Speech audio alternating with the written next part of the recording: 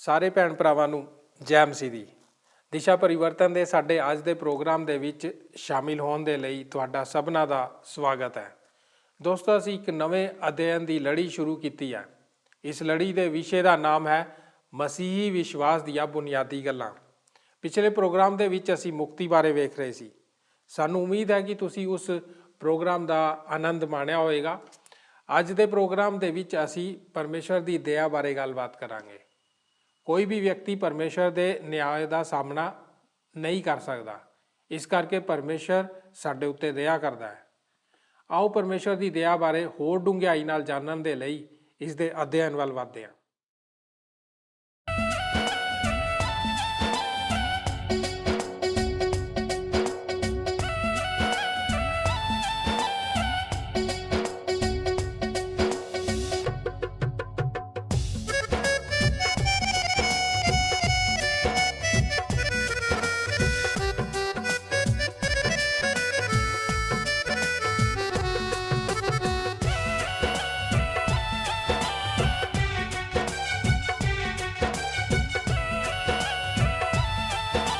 ओ रब्बा मेरे मेहर करी, तेरे दर ते खड़ा मैं दीवाना।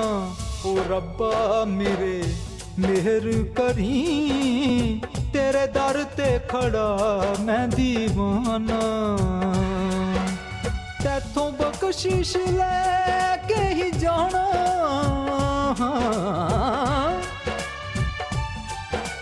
तैथों बख्शिश लेके ही जाना, ते खाली हाथ नहीं जाना। ओ रब्बा मेरे मेहर करी, तेरे दर ते खड़ा मैं दीवाना। ओ रब्बा मेरे मेहर करी, तेरे दर ते खड़ा मैं दीवाना।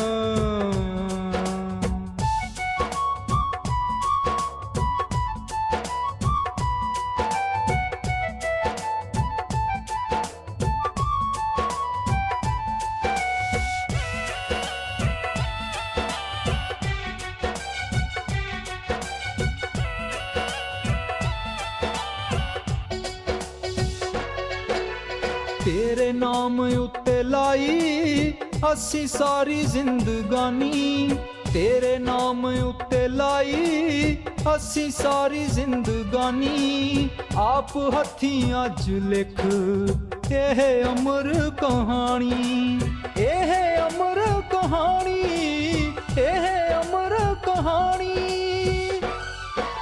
ओ रब्बा मेरे मेहर करी, तेरे बिन मेरा मुल नहीं आना। ओ रब्बा मेरे मेहर करी, तेरे दर ते खड़ा मैं दीवाना।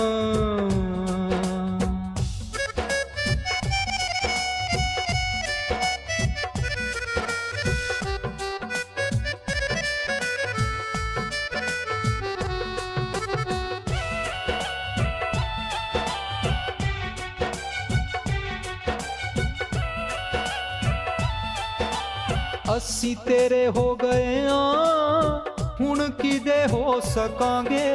असी तेरे हो गए हाँ, हुण किदे हो सकांगे। तेरे बिन तां हासा दूर असी रो भी ना सकांगे, असी रो भी ना सकांगे, असी रो भी ना सकांगे। ओ रब्बा मेरे मेहर करी, असी घर तेरे नाल ही बसौना। ओ रब्बा मेरे मेहर करी, तेरे दर ते खड़ा मैं दीवाना।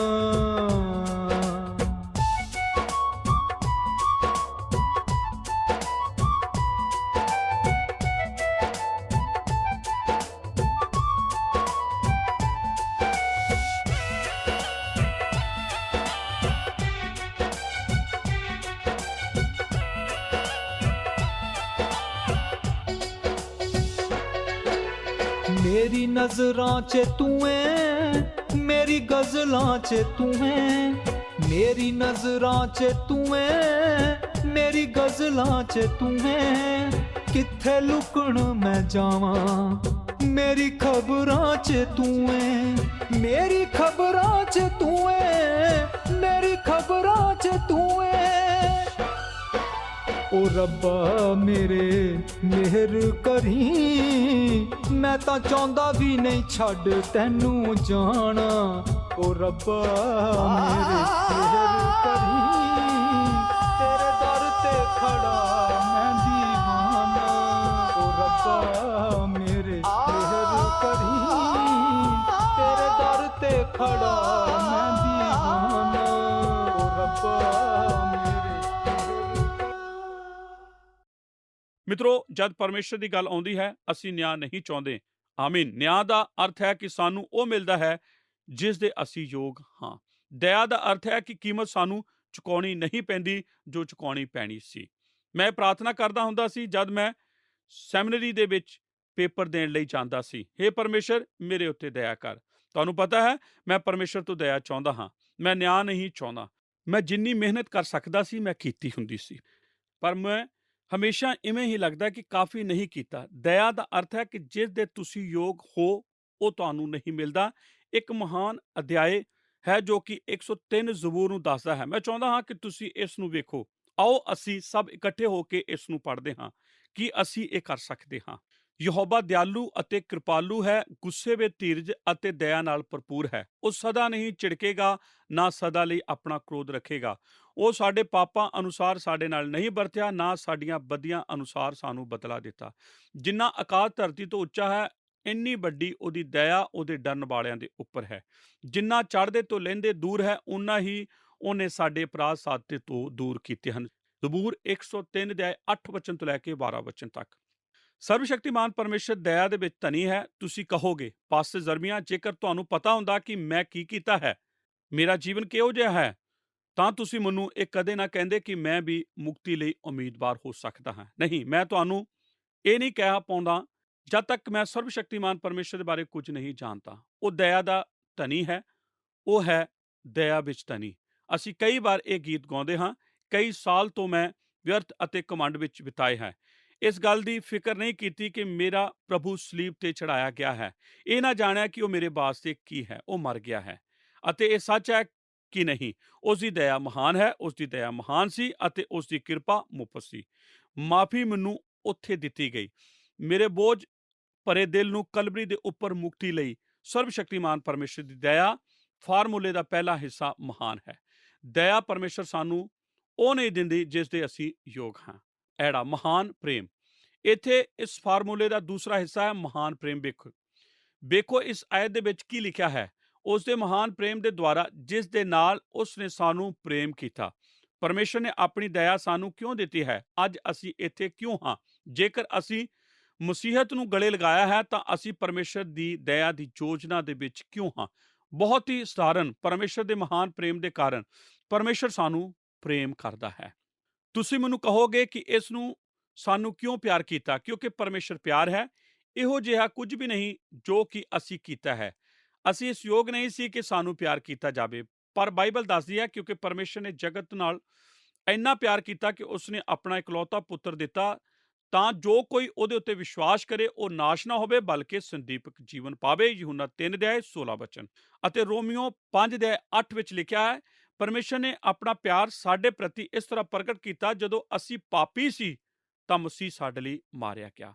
ਅਤੇ ਪਹਿਲਾ ਯਹੂਨਾ ਦੇ ਵਿਖੇ ਲਿਖਿਆ ਹੈ, ਪਰਮੇਸ਼ਰ ਦਾ ਪਿਆਰ ਸਾਡੇ ਤੇ ਪ੍ਰਗਟ ਹੋਇਆ ਕਿ ਉਸ ਨੇ ਆਪਣੇ ਇਕਲੌਤੇ ਪੁੱਤਰ ਇਸ ਸੰਸਾਰ ਦੇ ਵਿੱਚ ਭੇਜ ਦਿੱਤਾ, ਵਿੱਚ ਅਸੀਂ ਪਹਿਲਾਂ ਇਸ ਨੂੰ ਪਿਆਰ ਨਹੀਂ ਸੀ ਕੀਤਾ ਬਲਕਿ ਉਸ ਨੇ ਸਾਨੂੰ ਪਹਿਲਾਂ ਪਿਆਰ ਕੀਤਾ ਅਤੇ ਆਪਣੇ ਪੁੱਤਰ ਨੂੰ ਸਾਡੇ ਪਾਪਾਂ ਦਾ ਪ੍ਰਾਸ਼ਚਿਤ ਤੌਰ ਤੇ ਦੇ ਦਿੱਤਾ। ਪਹਿਲਾ ਯਹੂਨਾ 4 ਅਧਿਆਇ 8 ਤੋਂ ਲੈ ਕੇ 10 ਵਚਨ ਤੱਕ। ਅਤੇ ਅਸੀਂ ਇਸ ਕਾਰਨ ਜਾਣਦੇ ਹਾਂ ਕਿ ਸਾਨੂੰ ਕਿਉਂ ਮੌਤ, ਧੋਖਾ ਅਤੇ ਅਣਆਗਿਆਕਾਰੀ ਵਿੱਚ ਰਹਿਣ ਦੀ ਲੋੜ ਨਹੀਂ ਹੈ, ਕਿਉਂਕਿ ਪਰਮੇਸ਼ਰ ਦਇਆ ਦੇ ਵਿੱਚ ਧਨੀ ਹੈ। ਪਰਮੇਸ਼ਰ ਦੇ ਕੋਲ ਮਹਾਨ ਪਿਆਰ ਹੈ। ਆਓ ਮੈਂ ਤੁਹਾਨੂੰ ਜਿੰਨੇ ਵੀ ਸਾਫ਼ ਤਰੀਕੇ ਨਾਲ ਕਹਿ ਸਕਦਾ ਹਾਂ ਕਹਾਂ, ਭਾਵੇਂ ਕੋਈ ਵੀ ਸੁਣੇ, ਸਰਵਸ਼ਕਤੀਮਾਨ ਤੁਹਾਨੂੰ ਪਿਆਰ ਕਰਦਾ ਹੈ। ਜੇਕਰ ਤੁਸੀਂ ਇਸ ਸੰਸਾਰ ਦੇ ਵਿੱਚ ਇੱਕ ਵੀ ਵਿਅਕਤੀ ਕਿਉਂ ਨਾ ਹੁੰਦੇ, ਉਸਨੇ ਆਪਣੇ ਪੁੱਤਰ ਨੂੰ ਸਿਰਫ ਤੁਹਾਡੇ ਵਾਸਤੇ ਮਰਨ ਲਈ ਭੇਜ ਦੇਣਾ ਸੀ। ਇੰਨਾ ਜ਼ਿਆਦਾ ਉਹ ਤੁਹਾਨੂੰ ਪਿਆਰ ਕਰਦਾ ਹੈ। ਉਹ ਦਇਆ ਵਿੱਚ ਧਨੀ ਹੈ, ਉਹ ਪ੍ਰੇਮ ਵਿੱਚ ਮਹਾਨ ਹੈ। ਈੜੀ ਮਹਾਨ ਕਿਰਪਾ 2 ਅਧਿਆਇ 5 ਵਚਨ ਤੋਂ ਲੈ ਕੇ ਤਾਂ ਫਾਰਮੂਲੇ ਦਾ ਤੀਸਰਾ ਹਿੱਸਾ ਕੀ ਹੈ? ਉਹ ਕਿਰਪਾ ਵਿੱਚ ਤਾਂ ਨਹੀਂ ਹੈ। ਵੇਖੋ 5 ਐਤ ਦੇ ਵਿਖੇ ਉਹ ਕਹਿੰਦਾ ਹੈ, ਅਸਲ ਵਿੱਚ ਜੇਕਰ ਤੁਸੀਂ ਆਪਣੀ ਬਾਈਬਲ ਧਿਆਨ ਦੇ ਨਾਲ ਪੜ੍ਹੋ, ਤੁਸੀਂ 3 ਵਾਰ ਵੇਖੋਗੇ ਇਹਨਾਂ ਐਤਾਂ ਦੇ ਵਿੱਚ ਪ੍ਰਭਾਵ ਪਾਉਂਦਾ ਹੈ। 3 ਵਾਰ ਪੌਲੁਸ ਪਰਮੇਸ਼ਰ ਦੀ ਮਹਾਨ ਕਿਰਪਾ ਬਾਰੇ ਗੱਲ ਕਰਦਾ ਹੈ। 5 ਐਤ ਦੇ ਵਿੱਚ ਉਹ ਕਹਿੰਦਾ ਕਿਰਪਾ ਦੇ ਦੁਆਰਾ ਤੁਸੀਂ ਬਚਾਏ ਗਏ ਹੋ। ਆਇਤ ਦੇ ਵਿੱਚ ਉਹ ਲਿਖਦਾ ਭਾਈ ਆਉਣ ਵਾਲੇ ਯੁੱਗ ਵਿੱਚ ਆਪਣੀ ਕਿਰਪਾ ਦੇ ਧਨ ਉਜਾਗਰ ਕਰੋ। 8 ਐਤ ਵਿੱਚ ਉਹ ਕਿਰਪਾ ਦੇ ਦੁਆਰਾ ਤੁਸੀਂ ਬਚਾਏ ਗਏ ਹੋ। ਹੁਣ ਪਰਮੇਸ਼ਰ ਦੀ ਦਇਆ ਧਿਆਨ ਦੇ ਨਾਲ ਸੁਣੋ। ਪਰਮੇਸ਼ਰ ਦੀ ਦਇਆ ਸਾਨੂੰ ਉਹ ਪ੍ਰਾਪਤ ਕਰਨ ਤੋਂ ਰੋਕਦੀ ਹੈ ਜਿਸ ਦੇ ਅਸੀਂ ਯੋਗ ਸੀ, ਅਤੇ ਪਰਮੇਸ਼ਰ ਦੀ ਕਿਰਪਾ ਸਾਨੂੰ ਉਹ ਦਿੰਦੀ ਹੈ ਜਿਸ ਦੇ ਅਸੀਂ ਯੋਗ ਨਹੀਂ ਸੀ। ਪਰਮੇਸ਼ਰ ਸਾਡੇ ਪਾਪਾਂ ਦੀ ਕੀਮਤ ਨੂੰ ਰੱਖ ਲੈਂਦਾ ਹੈ ਅਤੇ ਉਹ ਸਾਨੂੰ ਆਪਣੀ ਧਾਰਮਿਕਤਾ ਦਿੰਦਾ ਹੈ ਤਾਂ ਕਿ ਅਸੀਂ ਪਵਿੱਤਰਤਾ ਦੇ ਟੈਕਸ ਨੂੰ ਪਾਸ ਕਰ ਸਕੀਏ। ਤੁਸੀਂ ਵੇਖੋ, ਤੁਸੀਂ ਆਪਣੇ ਤਰੀਕੇ ਦੇ ਨਾਲ ਪਵਿੱਤਰਤਾ ਦੇ ਟੈਸਟ ਪਾਸ ਨਹੀਂ ਕਰ ਸਕਦੇ। ਤੁਹਾਨੂੰ ਕਿਸੇ ਹੋਰ ਦੀ ਲੋੜ ਹੈ ਜੋ ਕਿ ਤੁਹਾਡੀ ਥਾਂ ਤੇ ਉੱਪਰ ਟੈਸਟ ਦੇ ਸਕੇ। ਉਹ ਸਰਵਸ਼ਕਤੀਮਾਨ ਪਰਮੇਸ਼ਰ ਨੇ ਆਪਣੇ ਪੁੱਤਰ ਨੂੰ ਭੇਜਿਆ, ਯਿਸੂ ਮਸੀਹ ਨੂੰ, ਕਿ ਉਹ ਤੁਹਾਡੀ ਅਤੇ ਮੇਰੀ ਥਾਂ ਉੱਤੇ ਟੈਸਟ ਦੇ ਸਕੇ, ਅਤੇ ਉਸਨੇ ਕੀਤਾ। ਉਸਨੇ ਸਾਨੂੰ ਟੈਸਟ ਵਿੱਚ ਆਪਣੇ ਪੁੱਤਰ ਯਿਸੂ ਮਸੀਹ ਦੀ ਵਜ੍ਹਾ ਨਾਲ 100% ਦਿੱਤਾ ਹੈ। ਇਹੀ ਕਿਰਪਾ ਹੈ। ਕਿਰਪਾ ਯਿਸੂ ਮਸੀਹ ਦੇ ਮੁੱਲ ਦੇ ਦੁਆਰਾ ਪਰਮੇਸ਼ਰ ਦਾ ਧਨ ਹੈ। ਜਦ ਪੌਲੁਸ ਇਸ ਬਾਰੇ ਲਿਖਦਾ ਹੈ ਤਾਂ ਉਹ ਆਪਣੇ ਆਪ ਨੂੰ ਇਸ ਵਿੱਚ ਬਹੁਤ ਘੱਟ ਰੱਖਦਾ ਹੈ। ਤੁਹਾਨੂੰ ਪਤਾ ਹੈ ਕਿਉਂ? ਕਿਉਂਕਿ ਪੌਲੁਸ ਨੂੰ ਵੀ ਬਹੁਤ ਜ਼ਿਆਦਾ ਕਿਰਪਾ ਦੀ ਲੋੜ ਸੀ। ਕੀ ਤੁਹਾਨੂੰ ਪਤਾ ਹੈ? ਨਹੀਂ। ਤਿਮੋਥੀਉਸ ਨੂੰ ਆਪਣੇ ਖੱਤ ਵਿੱਚ ਪੌਲੁਸ ਨੇ ਇਹ ਵਚਨ ਪਹਿਲਾ ਤਿਮੋਥੀਉਸ ਦੇ ਵਿੱਚ ਲਿਖਿਆ ਹੈ। ਉਸਨੇ ਕਿਹਾ, ਭਾਵੇਂ ਮੈਂ ਕੁੱਪਰ ਬਕਣ ਵਾਲਾ, ਸਤਾਉਣ ਵਾਲਾ ਅਤੇ ਧੱਕੇਖੋਰ ਸੀ, ਪਰ ਮੇਰੇ ਉੱਤੇ ਰਹਿਮ ਹੋਇਆ ਹੈ, ਇਸ ਲਈ ਜੋ ਮੈਂ ਇਹ ਪ੍ਰਤੀਤੀ ਵਿੱਚ ਅਣਜਾਣੇ ਪੁਣੇ ਦੇ ਨਾਲ ਕੀਤਾ, ਅਤੇ ਸਾਡੇ ਪ੍ਰਭੂ ਦੀ ਕਿਰਪਾ ਨੇਚਾ ਪ੍ਰੇਮ ਨਾਲ ਜੋ ਯਿਸੂ ਮਸੀਹ ਵਿੱਚ ਹੈ ਅਤ ਕਨੇਰੀ ਹੋਈ। ਪਹਿਲਾ ਤਿਮੋਥੀਉਸ 1:13-14 ਵਚਨ। ਪੌਲੁਸ ਨੇ ਕਿਹਾ, ਜਦ ਵਿਸ਼ਵਾਸ ਦੀ ਗੱਲ ਆਉਂਦੀ ਹੈ ਤਾਂ ਮੈਂ ਸਭ ਤੋਂ ਘਟੀਆ ਵਿਅਕਤੀ ਸੀ। ਉਸਨੇ ਕਿਹਾ ਇਹ ਸਿਰਫ ਮਸੀਹ ਦੇ ਵਿਰੋਧ ਵਿੱਚ ਨਹੀਂ ਸੀ, ਉਸਨੇ ਉਹਨਾਂ ਨੂੰ ਵੀ ਸਤਾਇਆ ਜੋ ਕਿ ਮਸੀਹ ਤੇ ਵਿਸ਼ਵਾਸ ਕਰਦੇ ਸਨ। ਉਸਨੇ ਮਸੀਹ ਦੇ ਵਿਰੁੱਧ ਕੁਫਰ ਬਕਿਆ, ਪਰ ਸਰਬਸ਼ਕਤੀਮਾਨ ਪਰਮੇਸ਼ਰ ਨੇ ਉਸ ਨੂੰ ਬਚਾ ਲਿਆ। ਜਦ ਪੌਲੁਸ ਆਪਣੇ ਜੀਵਨ ਦੇ ਵੱਲ ਮੁੜ ਕੇ ਵੇਖਦਾ ਹੈ ਤੇ ਜੋ ਕੁਝ ਹੋਇਆ ਹੈ ਉਸ ਨੂੰ ਦੁਹਰਾ ਕੇ ਵੇਖਦਾ ਹੈ, ਹਰ ਵਾਰ ਜਦ ਉਹ ਇਸ ਬਾਰੇ ਸੋਚਦਾ ਹੈ ਉਹ ਆਤਮਿਕ ਜੀਵਨ ਦੇ ਸਫ਼ਰ ਤੇ ਜਾਂਦਾ ਹੈ ਜੋ ਕਿ ਪਰਮੇਸ਼ਰ ਦੀ ਕਿਰਪਾ ਦੇ ਦੁਆਰਾ ਹੈ। ਤੁਹਾਨੂੰ ਪਤਾ ਹੈ ਕਿ ਸਾਡੇ ਵਿੱਚ ਹਰ ਕੋਈ ਇੱਥੇ ਇਮਾਨਦਾਰ ਨਾਲ ਰਹਿ ਸਕਦਾ ਹੈ। ਇਹ ਸਿਰਫ ਪਰਮੇਸ਼ਰ ਦੀ ਕਿਰਪਾ ਹੈ ਜਿਸ ਦੇ ਦੁਆਰਾ ਮੈਂ ਚੱਲਦਾ ਹਾਂ। ਇਹ ਕਿਵੇਂ ਹੈ ਕਿ ਤੁਸੀਂ ਇਸ ਦੇਸ਼ ਵਿੱਚ ਜਨਮ ਲਿਆ ਹੈ? ਇਹ ਕਿਵੇਂ ਹੈ ਕਿ ਤੁਸੀਂ ਉਸ ਥਾਂ ਤੇ ਜਨਮ ਲਿਆ ਹੈ ਜਿੱਥੇ ਪਰਮੇਸ਼ਰ ਦੇ ਵਚਨ ਦਾ ਪ੍ਰਚਾਰ ਗਿਰਜਿਆਂ ਦੇ ਵਿੱਚ, ਰੇਡੀਓ ਦੇ ਉੱਪਰ, ਟੈਲੀਵਿਜ਼ਨ ਦੇ ਦੁਆਰਾ ਕੀਤਾ ਜਾਂਦਾ ਹੈ, ਜਿੱਥੇ ਕਿਤਾਬਾਂ ਮਸੀਹ ਦੇ ਬਾਰੇ ਲਿਖੀਆਂ ਜਾਂਦੀਆਂ ਹਨ? ਕੀ ਤੁਸੀਂ ਸੋਚਦੇ ਹੋ ਕਿ ਪੂਰੀ ਦੁਨੀਆ ਵਿੱਚ ਇਸ ਤਰ੍ਹਾਂ ਹੀ ਹੈ? ਬੇਸ਼ੱਕ ਨਹੀਂ। ਇਹ ਪਰਮੇਸ਼ਰ ਦੀ ਮਹਾਨ ਕਿਰਪਾ ਹੈ ਜੋ ਤੁਹਾਡੇ ਤੱਕ ਪਹੁੰਚੀ ਹੈ ਅਤੇ ਜਿਸ ਨੇ ਤੁਹਾਨੂੰ ਆਪਣੇ ਕੋਲ ਬੁਲਾਇਆ ਹੈ। ਬਾਈਬਲ ਦੱਸਦੀ ਹੈ ਕਿ ਕਿਰਪਾ ਦੇ ਦੁਆਰਾ ਅਸੀਂ ਬਚਾਏ ਜਾਂਦੇ ਹਾਂ। ਇਸ ਲਈ ਬਾਈਬਲ ਦੱਸਦੀ ਹੈ ਕਿ ਇਲਾਜ ਦਾ ਫਾਰਮੂਲਾ ਦੇ ਵਿੱਚ ਮਹਾਨ ਦਇਆ ਅਤੇ ਮਹਾਨ ਪ੍ਰੇਮ ਅਤੇ ਮਹਾਨ ਕਿਰਪਾ ਪਾਉਂਦੀ ਹੈ। ਸੱਸਾ ਭਾਗ ਮੁਫਤ ਵਰਦਾਨ 2:8 ਵਚਨ। ਫਿਰ ਮੈਂ ਚਾਹੁੰਦਾ ਹਾਂ ਕਿ ਅਸੀਂ ਚੌਥੀ ਗੱਲ ਨੂੰ ਯਾਦ ਕਰੀਏ ਤੇ ਉਹ ਹੈ ਮੁਫਤ ਵਰਦਾਨ। ਪਰਮੇਸ਼ਰ ਦੀ ਦਇਆ ਅਤੇ ਪਰਮੇਸ਼ਰ ਦੇ ਪ੍ਰੇਮ ਅਤੇ ਉਸ ਦੀ ਕਿਰਪਾ ਦੀ ਵਜ੍ਹਾ ਦੇ ਨਾਲ ਉਹ ਸਾਡੇ ਵਿੱਚੋਂ ਹਰ ਇੱਕ ਨੂੰ ਸੰਦੀਪਕ ਜੀਵਨ ਦਾ ਤੋਹਫਾ ਦੇ ਸਕਦਾ ਹੈ। ਇਹੋ ਹੀ ਪਰਮੇਸ਼ਰ ਦੇ ਵਚਨ ਦੇ ਵਿੱਚ ਲਿਖਿਆ ਹੈ, ਤੁਸੀਂ ਕਿਰਪਾ ਤੋਂ ਨੇਚਾ ਦੇ ਰਾਹੀਂ ਬਚਾਏ ਗਏ ਹੋ ਅਤੇ ਇਹ ਤੁਹਾਡੀ ਵੱਲੋਂ ਨਹੀਂ, ਇਹ ਪਰਮੇਸ਼ਰ ਦੀ ਬਖਸ਼ਿਸ਼ ਹੈ। ਜੇਕਰ ਅੱਜ ਕੋਈ ਮਸੀਹ ਹੈ, ਇਹ ਇਸ ਲਈ ਹੈ ਕਿਉਂਕਿ ਤੁਹਾਡੇ ਜੀਵਨ ਦੇ ਵਿੱਚ ਇੱਕ ਦਿਨ ਸੀ ਜਦ ਤੁਸੀਂ ਸੰਦੀਪਕ ਜੀਵਨ ਦਾ ਵਰਦਾਨ ਪ੍ਰਾਪਤ ਕੀਤਾ ਸੀ, ਜਿਸ ਨੂੰ ਯਿਸੂ ਨੇ ਜੋ ਉਸ ਦੇ ਸਲੀਬ ਦੇ ਉੱਪਰ ਕੀਤਾ ਸੀ ਉਸ ਰਾਹੀਂ ਖਰੀਦਿਆ। ਉਹ ਤੁਹਾਨੂੰ ਸੰਦੀਪਕ ਜੀਵਨ ਦਾ ਵਰਦਾਨ ਦਿੰਦਾ ਹੈ। ਤੁਸੀਂ ਕਹੋਗੇ, ਪਾਸਟਰ ਇਸ ਦੀ ਮੈਨੂੰ ਸਮਝ ਨਹੀਂ ਆਉਂਦੀ। ਮੈਨੂੰ ਤਾਂ ਹਮੇਸ਼ਾ ਹੀ ਇਹੋ ਹੀ ਸਿੱਖਿਆ ਦਿੱਤੀ ਗਈ ਹੈ ਕਿ ਕੁਝ ਮੁਫਤ ਵਿੱਚ ਨਹੀਂ ਮਿਲਦਾ। ਅਤੇ ਕੋਈ ਕਹੇਗਾ, ਜੇ ਇੰਨਾ ਵਧੀਆ ਲੱਗ ਰਿਹਾ ਕਿ ਇਹ ਸੱਚਾ ਹੈ ਤਾਂ ਇਹ ਬਹੁਤ ਹੀ ਵਧੀਆ ਹੈ। ਕੀ ਇਹ ਸੱਚਾ ਹੈ? ਹਾਂ, ਇਹ ਸੁਣਨ ਵਿੱਚ ਸੱਚਾ ਲੱਗਦਾ ਹੈ, ਪਰ ਇਹ ਸੱਚ ਹੈ। ਕ੍ਰਿਸਮਸ ਦੇ ਉੱਪਰ ਉਸ ਸਾਲ ਮੇਰੀ ਪਤਨੀ ਨੇ ਮੈਨੂੰ ਸੁੰਦਰ ਘੜੀ ਦਿੱਤੀ। ਮੈਂ ਇਸ ਘੜੀ ਨੂੰ ਪਿਆਰ ਕਰਦਾ ਹਾਂ। ਇਹ ਉਸ ਦੇ ਪਿਆਰ ਦੀ ਨਿਸ਼ਾਨੀ ਹੈ। ਪਰ ਮੰਨ ਲਵੋ ਜਦੋਂ ਡੋਨਾ ਨੇ ਮੈਨੂੰ ਇਹ ਘੜੀ ਦਿੱਤੀ ਅਤੇ ਮੈਂ ਖੋਲ੍ਹਣ ਤੋਂ ਬਾਅਦ ਕਿਹਾ, ਪਿਆਰੀ, ਇਸ ਦੀ ਕੀਮਤ ਹੈ, ਅਤੇ ਆਖਰੀ ਦੇ ਵਿੱਚ ਮੈਂ ਉਸ ਤੋਂ ਕਹਿਲਾ ਲਿਆ ਅਤੇ ਉਸ ਦੇ ਲਈ ਇੱਕ ਚੈੱਕ ਲਿਖਣ ਲੱਗ ਪਿਆ। ਮੈਂ ਇਸ ਦੀ ਜੋ ਵੀ ਕੀਮਤ ਉਹਨੂੰ ਚੁਕਾਵਾਂ, ਉਹਨੂੰ ਚੁਕਾ ਦੇਵਾਂ। ਨਹੀਂ, ਮੈਂ ਚਾਹੁੰਦੀ ਹਾਂ ਕਿ ਤੁਸੀਂ ਇਸ ਨੂੰ ਰੱਖੋ। ਇਸ ਮੇਰੀ ਵੱਲੋਂ ਇੱਕ ਤੋਹਫਾ ਹੈ। ਨਹੀਂ, ਮੈਂ ਤਾਂ ਇਸ ਦੇ ਪੈਸੇ ਦੇਵਾਂਗਾ। ਜੇਕਰ ਤੁਸੀਂ ਇਸ ਦੇ ਵਾਸਤੇ ਪੈਸੇ ਦਿਓ ਤਾਂ ਇਹ ਤੋਹਫਾ ਨਹੀਂ ਹੈ। ਫਿਰ ਇਹ ਤੋਹਫਾ ਹੈ ਜੇਕਰ ਇਹ ਤੁਹਾਨੂੰ ਬਿਨਾਂ ਕੁਝ ਕੀਮਤ ਚੁਕਾਏ ਮਿਲਦਾ ਹੈ। ਅਤੇ ਮੇਰੀ ਸੁਣੋ, ਇਹ ਖੁਸ਼ਖਬਰੀ ਹੈ। ਮੈਂ ਸੋਚਦਾ ਕਿ ਤੁਸੀਂ ਸੋਚ ਰਹੇ ਹੋਵੋਗੇ ਕਿ ਮੈਂ ਪੂਰੀ ਕਲੀਸਿਆ ਨੂੰ ਖਿੱਚ ਰਿਹਾ ਹਾਂ। ਜਦ ਮੈਂ 1 ਜਾਂ 2 ਜਾਂ 3 ਐਤਾਂ ਦੇ ਉੱਪਰ ਪ੍ਰਚਾਰ ਕਰ ਰਿਹਾ ਸੀ, ਜਦ ਮੈਂ ਗੱਲ ਕਰ ਰਿਹਾ ਸੀ ਕਿ ਅਸੀਂ ਕਿੰਨੇ ਮੁਰਦਾ ਹਾਲਤ ਵਿੱਚ ਹਾਂ ਅਤੇ ਕਿੰਨੇ ਅਣਅਕਿਆਕਾਰੀ ਹਾਂ ਅਤੇ ਅਸੀਂ ਪਰਮੇਸ਼ਰ ਤੋਂ ਕਿੰਨਾ ਦੂਰ ਹਾਂ। ਪਰ ਇਹ ਖੁਸ਼ਖਬਰੀ ਹੈ ਕਿ ਪਰਮੇਸ਼ਰ ਉਸ ਖਾਈ ਦੇ ਵਿੱਚ ਜਾ ਕੇ ਤੁਹਾਨੂੰ ਆਪਣੀ ਮਹਾਨ ਕਿਰਪਾ, ਆਪਣੀ ਮਹਾਨ ਦਇਆ ਅਤੇ ਆਪਣੇ ਮਹਾਨ ਪ੍ਰੇਮ ਦੇ ਦੁਆਰਾ ਖਿੱਚ ਰਿਹਾ ਹੈ। ਉਹ ਸਾਨੂੰ ਸੰਦੀਪਕ ਜੀਵਨ ਦਾ ਤੋਹਫਾ ਦੇਣਾ ਚਾਹੁੰਦਾ ਹੈ, ਜੋ ਕਿ ਯਿਸੂ ਮਸੀਹ ਸਾਡੇ ਪ੍ਰਭੂ ਦੇ ਵਿੱਚ ਹੈ। ਅਗਰ ਅੱਜ ਤੁਸੀਂ ਮਸੀਹ ਹੋ, ਜੋ ਕੁਝ ਵੀ ਤੁਸੀਂ ਆਪਣੇ ਜੀਵਨ ਵਿੱਚ ਕੀਤਾ ਹੈ ਅਤੇ ਤੁਸੀਂ ਕੁਝ ਵੀ ਇਹੋ ਜਿਹਾ ਨਹੀਂ ਕੀਤਾ ਜਿਸ ਦੀ ਚਰਚਾ ਅੱਜ ਇੱਥੇ ਕੀਤੀ ਜਾ ਸਕਦੀ ਹੈ, ਤੁਸੀਂ ਸਿਰਫ ਤੋਹਫੇ ਨੂੰ ਸਵੀਕਾਰ ਕਰ ਲਿਆ ਹੈ, ਇਹ ਕਾਫੀ ਹੈ। ਮੰਨ ਲਵੋ ਕਿ ਡੋਨਾ ਮੈਨੂੰ ਅੱਜ ਇਹ ਘੜੀ ਦਿੰਦੀ ਹੈ ਅਤੇ ਕਹਿੰਦੀ ਹੈ ਇਹ ਸਭ ਤੋਂ ਸੁੰਦਰ ਘੜੀ ਹੈ ਜਿਸ ਨੂੰ ਮੈਂ ਕਦੇ ਵੀ ਵੇਖਿਆ ਹੈ। ਵੇਖੋ, ਇਸ ਦੇ ਵਿੱਚ ਕੋਈ ਛੋਟੀ ਜਿਹੀ ਤਰੀਕ ਦੱਸਣ ਵਾਲੀ ਵੀ ਹੈ। ਇਹ ਦੱਸਦੀ ਹੈ ਕਿ ਅੱਜ ਤਰੀਕ ਕਿੰਨੀ ਹੈ। ਇਹ ਬਹੁਤ ਸੁੰਦਰ ਹੈ, ਇਹ ਚਮਕਦੀ ਹੈ, ਤੁਸੀਂ ਪਰ ਇਸ ਨੂੰ ਫੜ ਕਿਉਂ ਨਹੀਂ ਰਹੇ? ਸ਼ਾਇਦ ਮੈਂ ਕਿਸੇ ਦਿਨ ਇਸ ਨੂੰ ਲੈ ਲਵਾਂਗਾ, ਇਸ ਤਰ੍ਹਾਂ ਕਰਕੇ ਮੈਂ ਉਸ ਦਾ ਦਿਲ ਤੋੜਾਂਗਾ ਕਿ ਨਹੀਂ। ਉਹ ਹੈਰਾਨ ਹੋਵੇਗੀ, ਮੇਰੇ ਪਤੀ ਨੂੰ ਕੀ ਹੋ ਗਿਆ ਹੈ। ਮੈਂ ਇਸ ਨੂੰ ਇੱਕ ਮੁਫਤ ਤੋਹਫਾ ਦੇਣਾ ਚਾਹੁੰਦੀ ਹਾਂ ਪਰ ਇਸ ਨੂੰ ਲੈ ਨਹੀਂ ਰਿਹਾ। ਮੈਂ ਇਸ ਦੀ ਪੂਰੀ ਕੀਮਤ ਵੀ ਚੁਕਾ ਦਿੱਤੀ ਹੈ। ਹਾਹਾ। ਵਿਸ਼ਵਾਸ ਦੇ ਦੁਆਰਾ 2 ਅਧਿਆਇ 8 ਵਚਨ। ਤੁਸੀਂ ਵੇਖੋ, ਮੈਨੂੰ ਮੁਫਤ ਤੋਹਫਾ ਫਿਰ ਮਿਲਦਾ ਹੈ ਜੇਕਰ ਮੈਂ ਇਸ ਨੂੰ ਸਵੀਕਾਰ ਕਰਦਾ ਹਾਂ। ਅਤੇ ਇਸ ਫਾਰਮੂਲੇ ਦਾ ਆਖਰੀ ਹਿੱਸਾ ਹੈ ਕਿ ਤੁਸੀਂ ਇਸ ਤੋਹਫੇ ਨੂੰ ਲੈਣਾ ਕਿਵੇਂ ਹੈ। ਪਰਮੇਸ਼ਰ ਦਾ ਵਰਦਾਨ ਤੋਹਫਾ ਹੈ, ਕੰਮ ਕਰਨਾ ਨਹੀਂ। ਇਸ ਨੂੰ ਵੇਖੋ, ਇਹ ਕੰਮ ਦੁਆਰਾ ਨਹੀਂ ਹੈ। ਅਤੇ ਸੁਣੋ ਪੌਲੁਸ ਕੀ ਕਹਿੰਦਾ ਹੈ, ਇਹ ਕਿਉਂ ਕੰਮ ਦੇ ਦੁਆਰਾ ਨਹੀਂ ਹੈ। ਮਤੇ ਕਿਤੇ ਕੋਈ ਘਮੰਡ ਨਾ ਕਰੇ। ਜੇਕਰ ਅਸੀਂ ਸਾਰੇ ਸਵਰਗ ਦੇ ਵਿੱਚ ਜਾਂਦੇ ਹਾਂ ਅਤੇ ਅਸੀਂ ਸਵਰਗ ਦੇ ਵਿੱਚ ਆਪਣੇ ਕੰਮ ਦੇ ਦੁਆਰਾ ਜਾਂਦੇ ਹਾਂ ਤਾਂ ਸਵਰਗ ਕੋਈ ਇੰਨੀ ਖਾਸ ਜਗ੍ਹਾ ਨਾ ਲੱਗੇਗੀ ਕਿ ਇਹ ਹੋਵੇਗੀ। ਹਰ ਵਾਰ ਜਦੋਂ ਮੈਂ ਤੁਹਾਨੂੰ ਮਿਲਾਂਗਾ ਤੁਸੀਂ ਮੈਨੂੰ ਦੱਸੋਗੇ ਕਿ ਤੁਸੀਂ ਇੱਥੇ ਪਹੁੰਚਣ ਲਈ ਕਿਹੜੇ ਕਿਹੜੇ ਕੰਮ ਕੀਤੇ ਹਨ ਅਤੇ ਹਰ ਵਾਰ ਜਦ ਤੁਸੀਂ ਮੈਨੂੰ ਮਿਲੋਗੇ ਤਾਂ ਮੈਂ ਤੁਹਾਨੂੰ ਦੱਸਾਂਗਾ ਮੈਂ ਇੱਥੇ ਪਹੁੰਚਣ ਲਈ ਕਿਹੜੇ ਕਿਹੜੇ ਕੰਮ ਕੀਤੇ ਹਨ।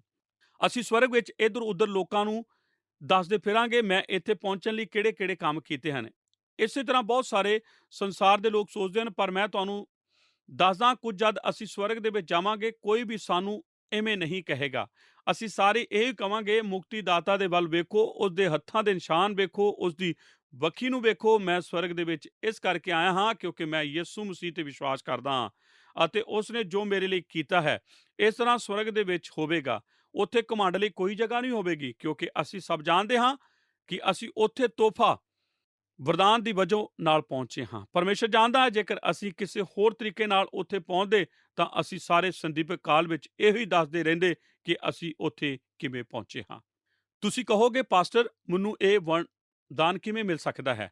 ਜਿਵੇਂ ਮੈਂ ਡੋਨਾ ਤੋਂ ਇਹ ਤੋਹਫਾ ਲਿਆ ਤੁਸੀਂ ਵੀ ਹੱਥ ਵਧਾ ਕੇ ਇਸ ਨੂੰ ਲਵੋ। ਤੁਸੀਂ ਕਹੋਗੇ ਮੈਂ ਆਪਣੀ ਮੁਕਤੀ ਦੇ ਨਾਲ ਇਵੇਂ ਹੀ ਕਿਸ ਤਰ੍ਹਾਂ ਕਰ ਸਕਦਾ ਹਾਂ? ਬਾਈਬਲ ਦੱਸਦੀ ਹੈ ਤੁਸੀਂ ਵਿਸ਼ਵਾਸ ਦੇ ਨਾਲ ਇਹ ਕਰਦੇ ਹੋ। ਮੈਂ ਇੱਥੇ ਕੁਝ ਲਿਖਿਆ ਹੈ, ਤੁਸੀਂ ਵੇਖੋ ਵਿਸ਼ਵਾਸ ਕੀ ਹੈ। ਵਿਸ਼ਵਾਸ ਹੈ ਸਭ ਕੁਝ ਤਿਆਗ ਕੇ ਉਸ ਤੇ ਭਰੋਸਾ ਕਰਨਾ। ਇਹੀ ਇਸ ਦਾ ਅਰਥ ਹੈ। ਵਿਸ਼ਵਾਸ ਦਾ ਅਰਥ ਹੈ ਕਿ ਤੁਸੀਂ ਯਿਸੂ ਦੇ ਵੱਲ ਵੇਖੋ, ਸੰਦੀਪਕ ਕਾਲ ਲਈ ਸ਼ਰਤ ਲਾਉਂਦੇ ਹੋ। ਵਿਸ਼ਵਾਸ ਦਾ ਅਰਥ ਹੈ ਤੁਸੀਂ ਆਪਣੇ ਜੀਵਨ ਵਿੱਚ ਉਸ ਥਾਂ ਤੇ ਆ ਜਾਂਦੇ ਹੋ ਜਿੱਥੇ ਤੁਸੀਂ ਕਹਿੰਦੇ ਹੋ ਮੈਂ ਸਿਰਫ ਯਿਸੂ ਮਸੀਹ ਦੇ ਉੱਪਰ ਵਿਸ਼ਵਾਸ ਕਰਾਂਗਾ ਕਿ ਉਹ ਮੇਰੇ ਪਾਪਾਂ ਤੋਂ ਮੈਨੂੰ ਮਾਫ ਕਰੇ ਅਤੇ ਮੈਨੂੰ ਸਵਰਗ ਵਿੱਚ ਲਿਜਾ ਜਾਵੇ।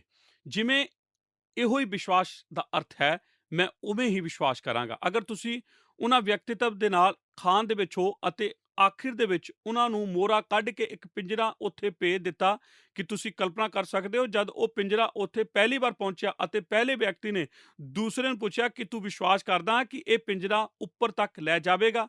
ਬਿਲਕੁਲ ਹਾਂ। ਕਿ ਤੈਨੂੰ ਭਰੋਸਾ ਹੈ? ਬਿਲਕੁਲ, ਮੈਂ ਇਹ ਪਹਿਲਾਂ ਹੀ ਵੇਖਿਆ ਹੈ। ਮੈਂ ਜਾਣਦਾ ਹਾਂ ਕਿ ਤਰ੍ਹਾਂ ਮਜ਼ਬੂਤ ਹਨ ਅਤੇ ਮੈਂ ਜਾਣਦਾ ਕਿ ਉੱਪਰ ਖਿੱਚਣ ਵਾਲੀ ਮਸ਼ੀਨ ਵੀ ਮਜ਼ਬੂਤ ਹੈ। ਮੈਂ ਜਾਣਦਾ ਹਾਂ ਕਿ ਉਨਾ ਹੀ ਇਸ ਨੂੰ ਪੂਰੀ ਤਰ੍ਹਾਂ ਸੁਰੱਖਿਅਤ ਬਣਾਉਣਾ ਹੈ ਕਿ ਇਹ ਮੈਨੂੰ ਉੱਪਰ ਤੱਕ ਲੈ ਜਾਵੇ। ਠੀਕ ਹੈ, ਫਿਰ ਤੂੰ ਇਸ ਪਿੰਜਰੇ ਵਿੱਚ ਜਾ। ਨਹੀਂ ਨਹੀਂ ਨਹੀਂ, ਮੈਂ ਵਿਸ਼ਵਾਸ ਕਰਦਾ ਹਾਂ ਕਿ ਇਹ ਮੈਨੂੰ ਉੱਪਰ ਤੱਕ ਲੈ ਜਾਵੇਗੀ ਪਰ ਮੈਂ ਇਸ ਪਿੰਜਰੇ ਵਿੱਚ ਨਹੀਂ ਬਣਨਾ ਚਾਹੁੰਦਾ। ਸੱਚਾ ਵਿਸ਼ਵਾਸ ਪਿੰਜਰੇ ਦੇ ਵਿੱਚ ਜਾਂਦਾ ਹੈ। ਜੇਕਰ ਤੁਸੀਂ ਵਿਸ਼ਵਾਸ ਕਰੋ ਕਿ ਸਰਵਸ਼ਕਤੀਮਾਨ ਪਰਮੇਸ਼ਰ ਨੇ ਤੁਹਾਡੇ ਲਈ ਮਹਾਨ ਕਿਰਪਾ ਨੂੰ, ਮਹਾਨ ਦਇਆ ਨੂੰ ਇੱਕ ਮੁਫਤ ਵਰਦਾਨ ਦਿੱਤਾ ਹੈ ਤਾਂ ਤੁਸੀਂ ਉਸ ਪਿੰਜਰੇ ਵਿੱਚ ਜਾਓ ਅਤੇ ਤੁਸੀਂ ਪਰਮੇਸ਼ਰ ਨੂੰ ਅਨੁਮਤੀ ਦੇਵੋਗੇ ਕਿ ਉਹ ਤੁਹਾਨੂੰ ਬਚਾਵੇ। ਇਸ ਥਾਂ ਤੇ ਜਾ ਕੇ ਬਹੁਤ ਸਾਰੇ ਲੋਕਾਂ ਦੇ ਵਾਸਤੇ ਇਹ ਗੱਲ ਰੁਕ ਜਾਂਦੀ ਹੈ। ਉਹ ਸਭ ਗੱਲਾਂ ਤੇ ਵਿਸ਼ਵਾਸ ਕਰਦੇ ਹਨ ਜੋ ਮੈਂ ਅੱਜ ਕਹੀਆਂ ਹਨ, ਪਰ ਉਹ ਕਦੇ ਵੀ ਕਦਮ ਨਹੀਂ ਉਠਾਉਂਦੇ ਕਿ ਇਹ ਯਿਸੂ ਦੇ ਉੱਪਰ ਵਿਸ਼ਵਾਸ ਕਰ ਸਕਣ, ਸਭ ਕੁਝ ਤਿਆਗ ਕੇ ਉਸ ਦੇ ਉੱਪਰ ਭਰੋਸਾ ਕਰਨ। ਮੇਰੇ ਕੰਮ ਨਹੀਂ, ਮੇਰੀ ਚਰਚ ਦੇ ਵਿੱਚ ਹਾਜ਼ਰੀ ਨਹੀਂ, ਮੇਰਾ ਪਰਿਵਾਰ ਨਹੀਂ ਅਤੇ ਮੇਰੀ ਵਿਰਾਸਤ ਨਹੀਂ। ਬਹੁਤ ਸਾਰੇ ਲੋਕ ਸੋਚਦੇ ਹਨ ਕਿ ਉਹ ਮਸੀਹ ਹਨ ਕਿਉਂਕਿ ਉਹਨਾਂ ਦਾ ਜਨਮ ਮਸੀਹੀ ਪਰਿਵਾਰ ਦੇ ਵਿੱਚ ਹੋਇਆ ਹੈ, ਪਰ ਤੁਸੀਂ ਕੁਝ ਵੀ ਵਿਰਸੇ ਦੇ ਵਿੱਚ ਨਹੀਂ ਹਨ। ਪਰਮੇਸ਼ਰ ਦੇ ਪੋਤਰੇ ਪੋਤਰੀਆਂ ਨਹੀਂ ਹਨ, ਉਸ ਦੇ ਸਿਰਫ ਬੱਚੇ ਹਨ, ਪੋਤੇ ਪੋਤਰੀਆਂ ਨਹੀਂ ਹਨ। ਇਹੀ ਇੱਕ ਤਰੀਕਾ ਹੈ ਕਿ ਤੁਸੀਂ ਮੁਫਤ ਵਰਦਾਨ ਪਾ ਸਕਦੇ ਹੋ।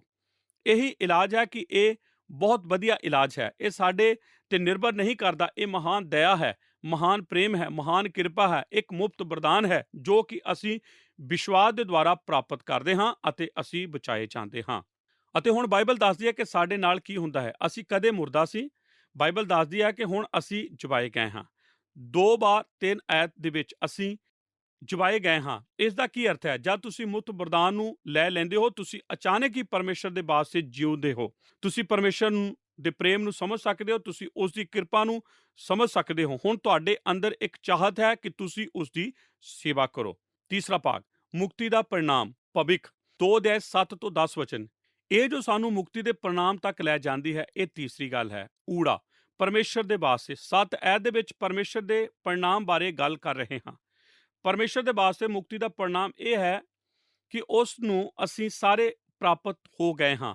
ਉਸ ਨੇ ਸਾਨੂੰ ਆਪਣੀ ਕਿਰਪਾ ਦੇ ਦੁਆਰਾ ਸੰਦੀਪਕ ਕਾਲ ਵਾਸਤੇ ਆਪਣੀ ਮਹਿਮਾ ਅਤੇ ਸਤੂਤੀ ਦੇ ਲਈ ਬੁਲਾਇਆ ਹੈ। ਵੇਖੋ 7 ਐਤ ਦੇ ਵਿੱਚ ਕੀ ਲਿਖਿਆ ਹੈ, ਤਾਂ ਕਿ ਆਉਣ ਵਾਲੇ ਸਮੇਂ ਦੇ ਵਿੱਚ ਉਹ ਆਪਣੀ ਕਿਰਪਾ ਦੇ ਮਹਾਨ ਧਨ ਨੂੰ ਦਿਖਾ ਸਕੇ, ਜੋ ਕਿ ਉਸ ਦੀ ਦਿਆਲਗੀ ਜੋ ਕਿ ਮਸੀਹ ਯਸੂ ਵਿੱਚ ਹੈ, ਸਾਡੇ ਪ੍ਰਤੀ ਦਿਖਾਏ। ਕੀ ਤੁਹਾਨੂੰ ਪਤਾ ਹੈ ਸਵਰਗ ਦੇ ਵਿੱਚ ਕੀ ਹੋਣ ਵਾਲਾ ਹੈ? ਅਸੀਂ ਸਭ ਪਰਮੇਸ਼ਰ ਦੇ ਵਾਸਤੇ ਇਨਾਮ ਹਾਂ। ਪਰਮੇਸ਼ਰ ਆਪਣੇ ਸੰਦੀਪਕ ਕਾਲ ਨੂੰ ਆਪਣੇ ਇਹਨਾਂ ਇਨਾਮਾਂ ਦੇ ਵਿੱਚੋਂ ਦੀ ਲਗਾ ਕੇ ਬਿਤਾਉਣ ਵਾਲਾ ਹੈ। ਸਾਡੇ ਵਿੱਚ ਹਰ ਕੋਈ ਪਰਮੇਸ਼ਰ ਦੀ ਮਹਾਨ ਭਲਾਈ ਅਤੇ ਪਰਮੇਸ਼ਰ ਦੇ ਮਹਾਨ ਪ੍ਰੇਮ ਦਾ ਇਨਾਮ ਹੈ। ਪਰਮੇਸ਼ਰ ਨੂੰ ਸਾਡੀ ਮੁਕਤੀ ਦੇ ਵਿੱਚ ਕੁਝ ਮਿਲਦਾ ਹੈ। ਕੀ ਤੁਹਾਨੂੰ ਪਤਾ ਹੈ ਉਹ ਕੀ ਹੈ? ਉਹ ਆਪਣੇ ਛੁਟਕਾਰਾ ਪਾਏ ਹੋਏ ਬਚਾਏ ਹੋਇਆਂ ਦੇ ਨਾਲ ਸੰਦੀਪਕਤਾ ਹੈ। ਐੜਾ ਭਾਗ, ਮਨੁੱਖ ਵਾਸਤੇ। 2 ਅਧਿਆਇ 10 ਵਚਨ। ਪਰ ਇੱਥੇ ਇਸ ਦਾ परिणाम ਹੈ ਅਤੇ ਇਹ ਬਹੁਤ ਹੀ ਮਹੱਤਵਪੂਰਨ ਹੈ। ਮੈਂ ਇਸ ਗੱਲ ਦਾ ਯਕੀਨ ਬਣਾਉਂਦਾ ਹਾਂ ਕਿ ਤੁਸੀਂ ਇਸ ਗੱਲ ਨੂੰ ਸਮਝ ਜਾਓ, ਕਿਉਂਕਿ ਸਾਡੇ ਵਿੱਚ ਅੱਜ ਬਹੁਤ ਸਾਰੇ ਹਨ ਜਿਨ੍ਹਾਂ ਨੇ ਪਹਿਲਾਂ ਹੀ ਇਸ ਵਰਦਾਨ ਨੂੰ ਸਵੀਕਾਰ ਕਰ ਲਿਆ ਹੈ। ਇਹ ਵਰਦਾਨ ਸਿਰਫ ਸਾਨੂੰ ਸਰਵਸ਼ਕਤੀਮਾਨ ਪਰਮੇਸ਼ਰ ਦੇ ਨਾਲ ਸੰਦੀਪਕ ਜੀਵਨ ਹੀ ਨਹੀਂ ਦਿੰਦਾ, ਪਰ ਮਨੁੱਖ ਦੇ ਵਾਸਤੇ 10 ਐਤ ਦੇ ਵਿੱਚ ਲਿਖਿਆ ਹੈ, ਅਸੀਂ ਉਸ ਦੀ ਰਚਨਾ ਹਾਂ। ਅਸੀਂ ਯਿਸੂ ਮਸੀਹ ਦੇ ਵਿੱਚ ਭਲੇ ਕੰਮਾਂ ਲਈ ਬਣਾਏ ਗਏ ਹਾਂ, ਜਿਨ੍ਹਾਂ ਨੂੰ ਪਰਮੇਸ਼ਰ ਨੇ ਪਹਿਲਾਂ ਤੋਂ ਹੀ ਤਿਆਰ ਕੀਤਾ ਹੈ ਕਿ ਅਸੀਂ ਉਹਦੇ ਵਿੱਚ ਲੱਗੇ ਰਹੀਏ। ਹੁਣ ਲੋਕੋ ਸੁਣੋ, ਕਿਉਂਕਿ ਇਹ ਬਹੁਤ ਹੀ ਜ਼ਰੂਰੀ ਹੈ। ਅਸੀਂ ਭਲੇ ਕੰਮਾਂ ਦੇ ਦੁਆਰਾ ਨਹੀਂ ਬਚਾਏ ਜਾਂਦੇ, ਪਰ ਅਸੀਂ ਭਲੇ ਕੰਮਾਂ ਲਈ ਬਚਾਏ ਜਾਂਦੇ ਹਾਂ। ਤੁਸੀਂ ਕਦੇ ਵੀ ਇੰਨੇ ਚੰਗੇ ਕੰਮ ਨਹੀਂ ਕਰ ਸਕਦੇ, ਤੁਸੀਂ ਬਚਾਏ ਜਾਓ। ਉਹ ਤੁਹਾਨੂੰ ਭਲੇ ਕੰਮ ਕਰਨ ਦੀ ਯੋਗਤਾ ਬਖਸ਼ਦਾ ਹੈ। ਅਸਲ ਵਿੱਚ ਬਾਰ-ਬਾਰ ਬਾਈਬਲ ਦੇ ਵਿੱਚ ਸਾਨੂੰ ਮਸੀਹ ਲੋਕਾਂ ਨੂੰ ਇਹ ਕਿਹਾ ਗਿਆ ਹੈ ਕਿ ਸਾਨੂੰ ਭਲੇ ਕੰਮ ਕਰਨਾ ਚਾਹੀਦੇ ਹਨ। ਪਰਮੇਸ਼ਰ ਆਸ ਕਰਦਾ ਹੈ ਕਿ ਵਿਸ਼ਵਾਸੀ ਭਲੇ ਹੋਣ ਅਤੇ ਉਹ ਸਾਨੂੰ ਆਪਣੇ ਪਵਿੱਤਰ ਆਤਮਾ ਦੀ ਤਾਕਤ ਦੇ ਦੁਆਰਾ ਸਾਮਰਥ ਦਿੰਦਾ ਹੈ ਕਿ ਅਸੀਂ ਭਲੇ ਕੰਮ ਕਰ ਸਕੀਏ। ਇਹਨਾਂ ਐਤਾਂ ਨੂੰ ਵੇਖੀਏ। ਮੈਂ ਇਹਨਾਂ ਦੇ ਵਿੱਚ ਜਲਦੀ ਜਾ ਲੱਗਾ ਹਾਂ ਤਾਂ ਕਿ ਤੁਸੀਂ ਇਹਨਾਂ ਐਤਾਂ ਦੇ ਪ੍ਰਭਾਵ ਨੂੰ ਵੇਖ ਸਕੋ। ਯਹੂਨਾ 15 ਦੇ 8 ਵਚਨ। ਮੇਰੇ ਪਿਤਾ ਨੂੰ ਇਸ ਤੋਂ ਵਡਿਆਈ ਮਿਲਦੀ ਹੈ ਕਿ ਤੁਸੀਂ ਬਹੁਤ ਫਲ ਲਿਓ, ਤਾਂ ਤੁਸੀਂ ਮੇਰੇ ਚੇਲੇ ਹੋਵੋਗੇ। 2 ਕਰੰਥੀਆਂ 8 ਦੇ 8 ਵਚਨ। ਅਤੇ ਪਰਮੇਸ਼ਰ ਤੁਹਾਡੇ ਉੱਤੇ ਸਾਰੀ ਕਿਰਪਾ ਬਹੁਤੀ ਕਰ ਸਕਦਾ ਹੈ, ਭਾਈ ਹਰ ਪ੍ਰਕਾਰ ਨਾਲ ਸਦਾ ਸਭ ਕੁਝ ਤੁਹਾਡੇ ਕੋਲ ਹੋਵੇ, ਭਾਈ ਹਰ ਸ਼ੁਭ ਕਰਮ ਕਰਨ ਤੁਹਾਡੇ ਕੋਲ ਵਾਪਰ ਹੋਵੇ। 2 ਤਮੋਥੀਅਸ 3 ਦੇ 16 ਔਰ 17 ਵਚਨ। ਸਾਰੀ ਲਿਖਤ ਪਰਮੇਸ਼ਰ ਦੇ ਆਤਮਾ ਤੋਂ ਹੈ ਅਤੇ ਸਿੱਖਿਆ, ਤਾੜਨਾ ਅਤੇ ਧਰਮ ਦੇ ਗਜਾਉਣ ਲਈ ਗੁਣਕਾਰ ਹੈ, ਭਾਈ ਪਰਮੇਸ਼ਰ ਦਾ ਬੰਦਾ ਕਾਬਲ ਅਤੇ ਹਰੇਕ ਭਲੇ ਕੰਮ ਲਈ ਤਿਆਰ ਹੋਵੇ। ਤੀਤਸ 2 ਦੇ 14 ਵਚਨ। ਜਿਹਨੇ ਆਪਣੇ ਆਪ ਨੂੰ ਸਾਡੇ ਲਈ ਦੇ ਦਿੱਤਾ, ਭਾਈ ਸਾਰੇ ਕੁਧਰਮ ਤੋਂ ਸਾਡਾ ਨਿਸਤਾਰਾ ਕਰੇ ਅਤੇ ਖਾਸ ਆਪਣੇ ਲਈ ਇੱਕ ਕੌਮ ਪਾਕ ਕਰੇ ਜੋ ਸ਼ੁਭ ਕਰਮਾਂ ਵਿੱਚ ਸਰਗਰਮ ਹੋਵੇ। ਯਕੂਬ 2 ਦੇ 20 ਵਚਨ। ਪਰ ਹੇਨ ਕਮਿਓ ਮਨੁੱਖੋ, ਕਿ ਤੂੰ ਇਹ ਜਾਣਨਾ ਚਾਹੁੰਦਾ ਹੈ ਕਿ ਭਾਈ ਅਮਲਾ ਬਾਝੋ ਨੇਚਾ ਅਕਰਤ ਹੈ। ਇਸ ਦਾ ਕੀ ਅਰਥ ਹੈ? ਕਿ ਜਿਹੜੇ ਵਿਸ਼ਵਾਸ ਦਾ ਸਬੂਤ ਕੰਮਾਂ ਦੁਆਰਾ ਨਹੀਂ ਮਿਲਦਾ, ਉਹ ਮੁਰਦਾ ਹੈ। ਮੇਰੇ ਮਿੱਤਰੋ, ਜੇਕਰ ਤੁਸੀਂ ਮਸੀਹ ਬਣ ਗਏ ਹੋ ਪਰ ਬਦਲੇ ਨਹੀਂ ਹੋ, ਤਾਂ ਤੁਸੀਂ ਹਾਲੇ ਵੀ ਮਸੀਹੀ ਨਹੀਂ ਹੋ, ਕਿਉਂਕਿ ਬਾਈਬਲ ਦੱਸਦੀ ਹੈ ਕਿ ਪਰਮੇਸ਼ਰ ਦਾ ਸੁਆਦ ਤੁਹਾਡੇ ਵਿੱਚ ਹੈ। ਜਦ ਉਹ ਉਸ ਦਾ ਸੁਆਦ ਤੁਹਾਡੇ ਵਿੱਚ ਆ ਜਾਂਦਾ ਹੈ, ਤੁਸੀਂ ਅਲੱਗ ਤਰ੍ਹਾਂ ਦੇ ਜਿਉਣਾ ਸ਼ੁਰੂ ਕਰ ਦਿੰਦੇ ਹੋ। ਜੇਕਰ ਤੁਸੀਂ ਮਸੀਹੀ ਹੋ ਅਤੇ ਤੁਸੀਂ ਪਿੱਛੇ ਵੇਖਦੇ ਹੋ ਅਤੇ ਤੁਸੀਂ ਇਹ ਵੇਖਦੇ ਹੋ ਕਿ ਤੁਹਾਡਾ ਜੀਵਨ ਨਹੀਂ ਬਦਲਿਆ ਹੈ, ਤਾਂ ਕੁਝ ਗਲਤ ਹੈ। ਸ਼ਾਇਦ ਤੁਹਾਨੂੰ ਤੁਹਾਡੀ ਮੁਕਤੀ ਨੂੰ ਫਿਰ ਵੇਖਣਾ ਚਾਹੀਦਾ ਹੈ ਅਤੇ ਵੇਖੋ ਤੁਸੀਂ ਸੱਚਮੁੱਚ ਵਿਸ਼ਵਾਸ ਵਿੱਚ ਹੋ ਜਾਂ ਨਹੀਂ, ਕਿਉਂਕਿ ਜੇਕਰ ਤੁਸੀਂ ਮਸੀਹ ਬਣ ਗਏ ਹੋ ਤਾਂ ਪਰਮੇਸ਼ਰ ਕਹਿੰਦਾ ਹੈ ਕਿ ਉਸ ਨੇ ਤੁਹਾਨੂੰ ਭਲੇ ਕੰਮਾਂ ਦੇ ਲਈ ਚੁਣਿਆ ਹੈ। ਹੁਣ ਆਪਣੀਆਂ ਬਾਈਬਲਾਂ ਦੇ ਵਿੱਚ ਵੇਖੋ। ਮੈਂ ਚਾਹੁੰਦਾ ਕਿ ਤੁਸੀਂ ਇੱਕ ਸ਼ਬਦ ਦੇ ਉੱਪਰ ਧਿਆਨ ਕਰੋ ਜਦ ਅਸੀਂ ਸਮਾਪਤ ਕਰ ਰਹੇ ਹਾਂ, ਇੱਥੇ ਲਿਖਿਆ ਹੈ ਕਿ ਅਸੀਂ ਉਸ ਦੀ ਰਚਨਾ ਹਾਂ। ਇਫਸੀਆਂ 2 ਅਧਿਆਇ 10 ਵਚਨ। ਇਸ ਦਾ ਸ਼ਬਦ ਦੇ ਹੇਠਾਂ ਲਕੀਰ ਲਗਾ ਦਿਓ ਕਿ ਤੁਹਾਨੂੰ ਪਤਾ ਹੈ ਇਹ ਸ਼ਬਦ ਯੂਨਾਨੀ ਭਾਸ਼ਾ ਦੇ ਵਿੱਚ ਕੀ ਹੈ। ਮੈਨੂੰ ਅੱਜ ਸੁਣੋ, ਇਹ ਯੂਨਾਨੀ ਭਾਸ਼ਾ ਦੇ ਸ਼ਬਦ ਪੋਇਮਾ ਤੋਂ ਆਇਆ ਹੈ, ਜਿੱਥੇ ਸਾਨੂੰ ਪੋਇਮਾ ਕਿਪਤਾ ਸ਼ਬਦ ਮਿਲਿਆ ਹੈ। ਅਸੀਂ ਪਰਮੇਸ਼ਰ ਦੀ ਕਿਪਤਾ ਹਾਂ। ਪਰਮੇਸ਼ਰ ਨੇ ਸਾਨੂੰ ਬਚਾਇਆ ਹੈ, ਉਸ ਨੇ ਸਾਨੂੰ ਛੁਟਕਾਰਾ ਦਿੱਤਾ ਹੈ, ਸਾਨੂੰ ਮੁਰਦਾ ਜ਼ਿੰਦਗੀ ਤੋਂ ਬਾਹਰ ਲਿਆਂਦਾ ਹੈ, ਸਾਨੂੰ ਨਵੀਂ ਜ਼ਿੰਦਗੀ ਦਿੱਤੀ ਹੈ ਅਤੇ ਅਸੀਂ ਉਸ ਦੀ ਕਲਾ ਹਾਂ। ਪਰਮੇਸ਼ਰ ਤੁਹਾਡੇ ਅਤੇ ਮੇਰੇ ਜੀਵਨ ਦੇ ਵਿੱਚ ਇੱਕ ਕਵਿਤਾ ਲਿਖ ਰਿਹਾ ਹੈ। ਕੀ ਇਹ ਅਨੋਖੀ ਗੱਲ ਨਹੀਂ ਹੈ? ਪਰਮੇਸ਼ਰ ਚਾਹੁੰਦਾ ਕਿ ਅਸੀਂ ਆਪਣਾ ਪੂਰਾ ਜੀਵਨ ਉਸ ਆਦਰ ਅਤੇ ਮਹਿਮਾ ਦੇ ਲਈ ਇੱਕ ਕਵਿਤਾ ਬਣਾਈਏ। ਕੀ ਤੁਸੀਂ ਆਪਣੀ ਕਵਿਤਾ ਵੱਲ ਵੇਖਿਆ ਹੈ? ਤੁਸੀਂ ਇੱਕ ਵਿਸ਼ਵਾਸੀ ਹੋਣ ਦੇ ਨਾਤੇ ਕਿਹੋ ਜਿਹੀ ਕਵਿਤਾ ਲਿਖ ਰਹੇ ਹੋ? ਇਹ ਅਧਿਆਇ ਸਾਨੂੰ ਇੱਕ ਸਭ ਤੋਂ ਨੀਵੇਂ ਸਤਰ ਤੇ ਜਾਂਦਾ ਹੈ ਅਤੇ ਸਭ ਤੋਂ ਉੱਚੇ ਨਿਸ਼ਾਨੇ ਤੱਕ ਲਈ ਜਾਂਦਾ ਹੈ, ਪ੍ਰਭੂ ਯੀਸ਼ੂ ਦੀ ਅਦਭੁਤ ਕਿਰਪਾ ਦੇ ਦੁਆਰਾ। ਅਤੇ ਜਿਵੇਂ ਉਹ ਆਦਮੀ ਜੋ ਬਿਨਾਂ ਆਸ ਤੋਂ ਗੁਆਚੇ ਹੋਏ ਸਨ, ਉਹਨਾਂ ਦੇ ਲਈ ਕੋਈ ਰਾਹ ਨਹੀਂ ਸੀ ਕਿ ਉਹ ਉੱਪਰ ਜਾ ਸਕਣ, ਜਿੰਨਾ ਚਿਰ ਤੱਕ ਉਹ ਉੱਪਰ ਤੋਂ ਹੇਠਾਂ ਉਹਨਾਂ ਬਚਾਉਣ ਲਈ ਨਾ ਜਾਵੇ ਅਤੇ ਉਹਨਾਂ ਨੂੰ ਬਾਹਰ ਕੱਢ ਨਾ ਲਿਆਵੇ।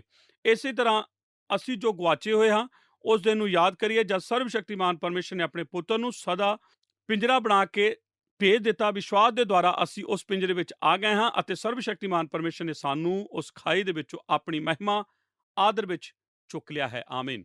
ਸੋ ਆਓ ਮੈਂ ਤੁਹਾਨੂੰ ਇੱਕ ਸਵਾਲ ਪੁੱਛਦਾ ਹਾਂ ਕਿ ਤੁਸੀਂ ਉਸ ਮਹਾਨ ਦਇਆ, ਮਹਾਨ ਕਿਰਪਾ ਅਤੇ ਮਹਾਨ ਪ੍ਰੇਮ ਦਾ ਅਨੁਭਵ ਕੀਤਾ ਹੈ ਜੋ ਪਰਮੇਸ਼ਰ ਨੇ ਆਪਣੇ ਪੁੱਤਰ ਯਿਸੂ ਮਸੀਹ ਨੂੰ ਭੇਜ ਕੇ ਵਿਖਾਇਆ ਹੈ?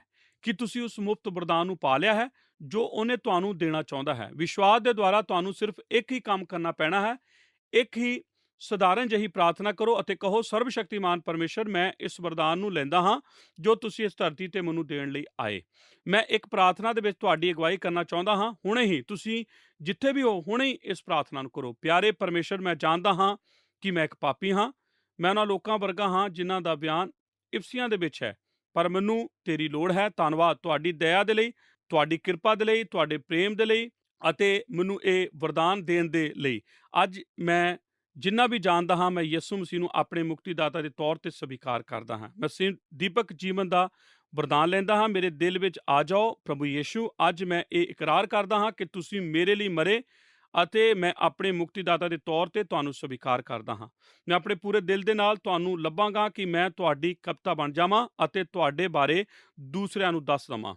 ਅਸੀਂ ਧੰਨਵਾਦ ਕਰਦੇ ਹਾਂ ਪ੍ਰਭੂ ਯੀਸ਼ੂ ਉਹਨਾਂ ਵਾਸਤੇ ਜਿਨ੍ਹਾਂ ਨੇ ਇਹ ਪ੍ਰਾਰਥਨਾ ਕੀਤੀ ਹੈ ਅਤੇ ਅਸੀਂ ਮੰਗਦੇ ਹਾਂ ਉਹਨਾਂ ਦੀ ਮਦਦ ਕਰੋ ਕਿ ਉਹ ਆਪਣੇ ਸਮਰਪਣ ਨੂੰ ਪੱਕਾ ਕਰ ਸਕਣ, ਯੀਸ਼ੂ ਮਸੀਹ ਦੇ ਨਾਮ ਵਿੱਚ। ਆਮੀਨ। ਪਿਆਰੇ ਦਰਸ਼ਕੋ, ਸਾਡੇ ਨਾਲ ਇਸ ਪ੍ਰੋਗਰਾਮ ਦੇ ਵਿੱਚ ਅਖੀਰ ਤੱਕ ਬਣੇ ਰਹਿਣ ਲਈ ਤੁਹਾਡਾ ਸਾਰਿਆਂ ਦਾ ਬਹੁਤ-ਬਹੁਤ ਧੰਨਵਾਦ। ਅੱਜ ਅਸੀਂ ਪਰਮੇਸ਼ਰ ਦੀ ਦਇਆ ਬਾਰੇ ਗੱਲਬਾਤ ਕਰ ਰਹੇ ਸੀ। ਅਸੀਂ ਸਿੱਖਿਆ ਕਿ ਨਿਆਂ ਦਾ ਅਰਥ ਹੈ ਸਾਨੂੰ ਉਹ ਮਿਲਣਾ ਜਿਹੜਾ ਕਿ ਸਾਨੂੰ ਲੈਣਾ ਪੈਣਾ ਹੈ, ਜਦ ਕਿ ਦਇਆ ਦਾ ਅਰਥ ਹੈ ਸਾਨੂੰ ਉਹ ਕੀਮਤ ਨਹੀਂ ਚੁਕਾਉਣੀ ਪੈਣੀ ਜਿਹੜੀ ਕਿ ਸਾਨੂੰ ਅਸਲ 'ਚ ਚੁਕਾਉਣੀ ਪੈਣੀ ਸੀ। ਸਾਡਾ ਪਰਮੇਸ਼ਰ ਦਇਆ ਦਾ ਧਨੀ ਹੈ, ਇਸ ਕਰਕੇ ਉਹ ਸਾਨੂੰ ਮੌਤ, ਧੋਖੇ ਜਾਂ ਆਗਿਆਕਾਰੀਤਾ ਦੇ ਵਿੱਚ ਹੋਰ ਰਹਿਣ ਨਹੀਂ ਦਿੰਦਾ। ਸਰਵਸ਼ਕਤੀਮਾਨ ਪਰਮੇਸ਼ਰ ਤੁਹਾਡੇ ਉੱਤੇ ਆਪਣੀ ਦਇਆ ਕਰਦਾ ਹੈ ਅਤੇ ਆਪਣੇ ਮਹਾਨ ਪ੍ਰੇਮ ਕਰਕੇ ਤੁਹਾਡਾ ਛੁਟਕਾਰਾ ਕਰਦਾ ਹੈ। ਦੋਸਤੋ, ਹੁਣ ਸਾਨੂੰ ਇਜਾਜ਼ਤ ਦਿਓ, ਅਗਲੇ ਪ੍ਰੋਗਰਾਮ ਦੇ ਵਿੱਚ ਫਿਰ ਮਿਲਾਂਗੇ। ਤਦ ਤੱਕ ਦੇ ਲਈ ਜੈ ਮਸੀਹ ਦੀ। ਕੀ ਤੁਹਾਨੂੰ ਇਹ ਪ੍ਰੋਗਰਾਮ ਪਸੰਦ ਆਇਆ? ਹੁਣੇ ਸਾਨੂੰ ਇੱਕ ਮਿਸ ਕਾਲ ਦਿਓ ਤੇ ਤੁਸੀਂ ਅਗਲੇ ਜੇਤੂ ਹੋ ਸਕਦੇ ਹੋ।